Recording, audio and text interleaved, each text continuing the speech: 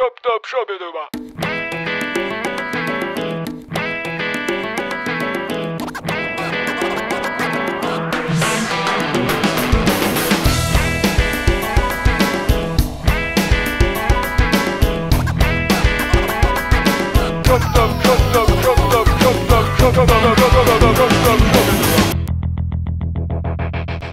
Comment préparer son sac à dos d'expédition? Avant de partir à la parcelle de suivi, je dois préparer mon sac à dos d'expédition scientifique.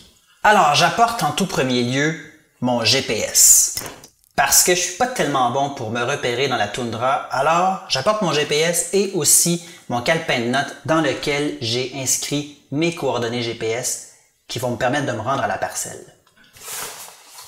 J'ai aussi téléchargé sur le site d'Avativut des cartes géographiques et des photos qui vont me permettre de m'orienter pour trouver ma parcelle. J'apporte avec moi la feuille de route de la mission Petit Fruit. J'apporte aussi ma liste de 50 quadras. C'est la liste des quadras qu'on a trouvés au hasard en classe avec les dés. Donc c'est cette liste-là qui va être ma référence pour trouver mes quadras à l'intérieur de ma parcelle. Évidemment, le but ici, c'est de cueillir des petits fruits dans un quadrat. Donc j'apporte mon périmètre de quadrat. C'est une corde de 25 cm par 25 cm et ça va me permettre de délimiter exactement le périmètre de mon quadrat. J'apporte aussi des petits piquets en bois et ça va me permettre de fixer mon périmètre de quadrat dans la parcelle. On va apporter aussi beaucoup de sacs Ziploc parce que pour chaque sorte de fruit, on va avoir besoin d'un sac différent. Parlant de sorte de fruits, en science, comment appelle-t-on une sorte de fruit? A. Un petit fruit. B. Une espèce de fruit. Ou C. Une parcelle de fruits. Bien, en science, on dit une espèce de fruit pour désigner une sorte de fruit. Donc, dans chaque quadrat, on va trouver plusieurs sortes de fruits, on va trouver plusieurs espèces de fruits, et donc, on va avoir un sac Ziploc pour chaque espèce de fruit. Ça va aussi nous prendre des grands sacs Ziploc parce que chaque quadrat va avoir son grand sac Ziploc dans lequel on va placer les 4 sortes de fruits différents.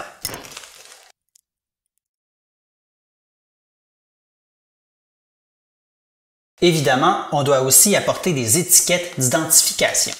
Chaque grand Ziploc aura une étiquette d'identification de quadrat et chaque petit Ziploc aura une étiquette d'identification de fruits, comme celle-ci. Moi, je vous suggère de remplir vos étiquettes de quadrat avant de partir. Par contre, il y a une information qu'on ne peut pas tout de suite donner sur l'étiquette et c'est l'état du quadrat. Évidemment, on ne peut pas savoir d'avance s'il y aura ou non des fruits dans le quadrat. Donc, c'est pour ça qu'il faudra apporter dans notre sac un crayon pour pouvoir compléter nos étiquettes sur place.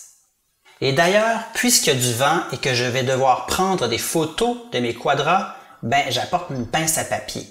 Ça me permet de retenir l'étiquette en place.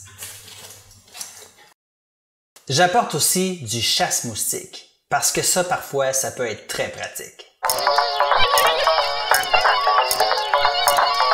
J'apporte aussi des cordes graduées.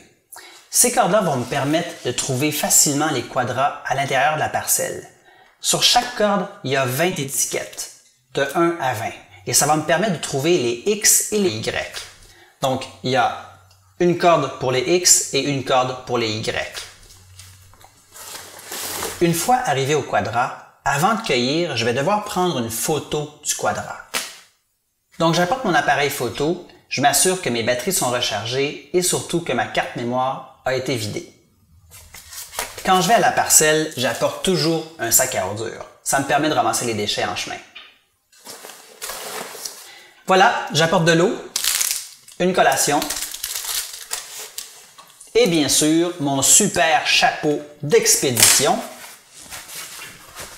Et j'apporte aussi mes super lunettes électroniques que je vais pouvoir utiliser pour repérer les petits fruits avec beaucoup plus de précision.